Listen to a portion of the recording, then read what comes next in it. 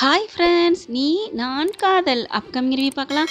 எப்படியோ சமாளிச்சிடுறாங்க. அனுவோட மனசுலேருந்து ஆகாஷ் இருக்காரு அப்படிங்கிறத வெளியில் வர வைக்கணும் அப்படிங்கிறதுக்காண்டி அந்த பணம் கொடுத்தவங்கள்ட்ட காசை கொடுத்து கடையை மீட்டுறாங்க. அந்த கடையை நீங்களே வச்சுக்கோங்க சார், எப்போ வேணாலும் உங்களுக்கு பணம் கிடைக்குதோ அப்போ எனக்கு கொடுங்க சார் அப்படின்றாங்க ராகவ். அதனால ராகவ் மனசுலேருந்து தான் மனசில் ராகவ் ஆகாஷ் எல்லாத்தையுமே இடம்பெற வச்சிடுறாங்க. நல்ல பையங்களாக இருக்காங்களே அப்படின்னு சந்தோஷப்பட்டுக்கிறாங்க. அபியும் அப்படியே சந்தோஷப்பட்டுக்கிறாரு.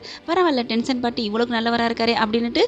ஆனாலும் வெளிப்படையாக சொல்லவே இல்லை ஆகாஷ் தான் மனசில் இருக்காரு அப்படின்ட்டு. அதனால் என்ன பண்ணுறாங்க, ஆகாஷ் தவறான முடிவு எடுத்துட்டாருன்னு சொன்னா ஓடி போய் பார்க்குறாங்க. அதுக்கப்புறம் ஏங்க இப்படி முடிவு எடுத்தீங்கன்னு சொல்லி அனு அழுகுறாங்க, ஐ லவ்யூன்னு சொல்லி. அதனால அதுக்கப்புறம் கண்ணை முழிக்கிறாங்க.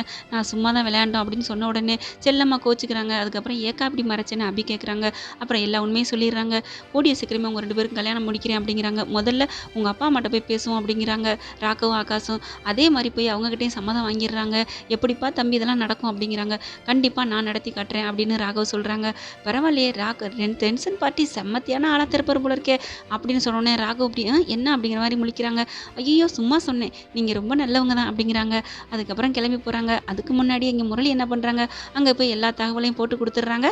எல்லாரும் கொதிச்சு போய் நிற்கிறாங்க. எங்கடா போயிட்டு வரீங்க அப்படின்னு சொல்கிறாங்க. ஏன் இப்படி கேட்குறீங்க நிற்க வச்சுட்டு அப்படிங்கிறாங்க. ஏன்னா அவங்களுக்கு தெரியாது இல்லையா முரளி போட்டு கொடுத்துருப்பாருன்னு. நீங்கள் எங்கே போனீங்கன்னு எனக்கு நல்லா தெரியும்டா அப்படிங்கிறாங்க. ஆனால் அவங்க பொய் சொல்லி அங்கே எங்கேயும் போகணும்னு மலப்பு போகிறாங்க. ஆனால் அவங்களே உண்மையை சொல்லி நீங்கள் கோயம்புத்தூர் தானே போயிட்டு வரீங்க அப்படின்றாங்க. சரி நீங்களே தெரிஞ்சுக்கிட்டீங்க அப்படின்னு எல்லா தகவலையும் சொல்கிறாங்க ராகவ்.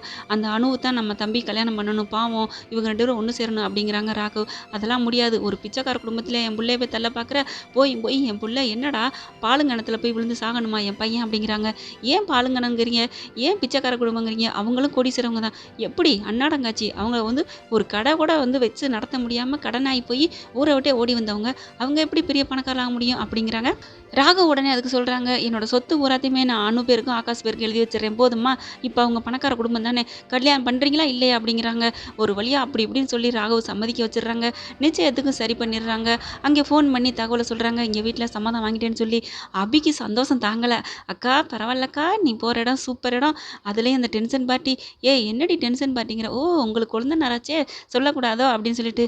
சரி அந்த நல்ல மனுஷன் ராகவ் பரவாயில்ல, உங்கள் காதலுக்காக ஒத்த காலில் இன்னும் போராடி ஜெயிக்க வச்சுட்டாரு, சம்மதமும் வாங்கிட்டாராம், நிச்சயத்துக்கு 4 குறிக்க போகிறாங்களாம் அப்படின்னு சந்தோஷமாக சொல்கிறாங்க. ஆனால் இங்கே பொறாமையில் பொங்கிக்கிட்டு இருக்காங்க, வயிற்றுச்சலில் முரளி தாங்க. வேற என்ன பண்ணுறது, எப்படியாவது இந்த நிச்சயத்தை நிறுத்தணுமேனு படாத பாடுபட்டுட்டு இருக்காங்க. பார்க்கலாம் எப்படி நிச்சயத்தை நிறுத்த போகிறாரா நடத்த போகிறாங்களா அப்படின்னு சொல்லிட்டு. ஓகே ஃப்ரெண்ட்ஸ், உங்கள் பொண்ணான கையால் ஒரு லைக்கை போட்டு சப்ஸ்கிரைப் பண்ணிடுங்க. Thank you friends.